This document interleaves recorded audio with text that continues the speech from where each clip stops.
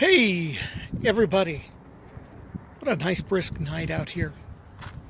So, as you can read on this Hypno on the go, I want to talk to you a little bit about reframing.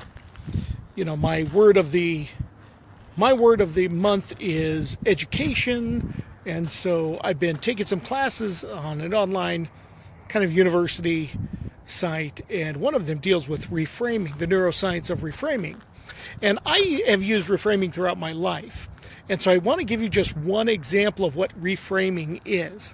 I want you to imagine that you have a large picture, a painting that you really, really like, but the only frame you have is a small one, maybe 10 inches across. Well, your options, if you really want to frame that humongous painting, are to cut a little piece out of it or to crunch it all up.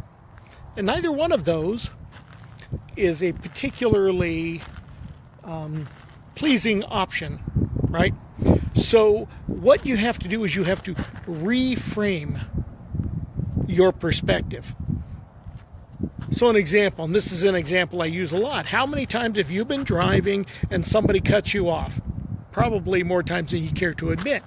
And most people will get super angry, just totally pissed. They'll flip people off, they'll be angry, and they'll carry that with them for hours sometimes, at least for minutes.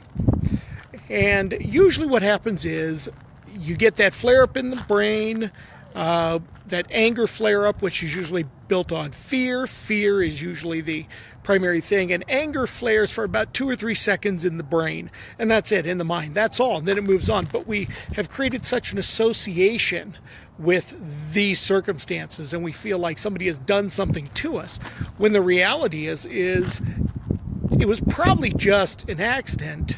We've all accidentally cut somebody off. Well, most of us have anyway. And so what I'm going to ask you to do is reframe that idea.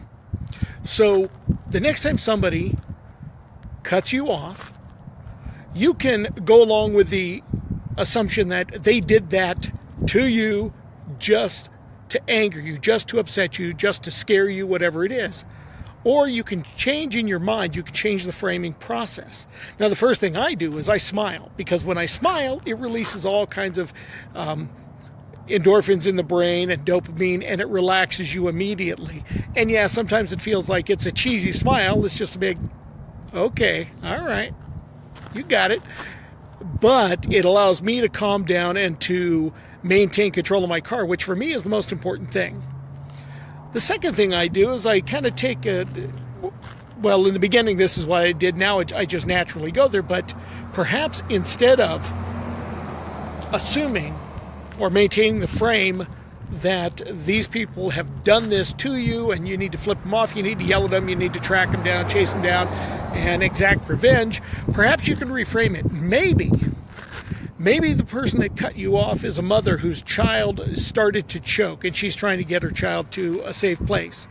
Maybe it's some person who all of a sudden started having chest pains and needs to get to safety or get to a hospital. Maybe it's somebody who got a phone call that their child was in the hospital and they're trying to get to the hospital.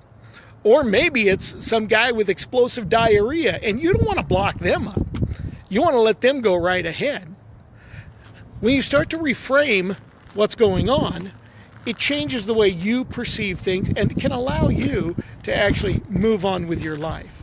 Nobody likes to feel bad. Nobody likes to feel angry. So if you can just change that frame of reference, it'll allow you to feel a lot better. So put down below in the comments maybe some aspects of your life where reframing might come in handy. Maybe it's the way that you interact with customers. Maybe you're a waitress or a waiter and you get a really bad tip. Well, it'd be really nice to just be angry about it, but perhaps this is the last amount of money this person has. Maybe they've scrounged everything up that they had. And I'm not saying this is appropriate for every situation, but this is absolutely a key to helping you feel better. A lot of us that deal with anxiety, a lot of us that deal with sadness, depression, frequent anger management issues, this here is the beginning. It's the beginning to changing your life. So, please share this video. If you have some ideas, you have some thoughts, you have a question, leave it in the comment below and like this video, all right?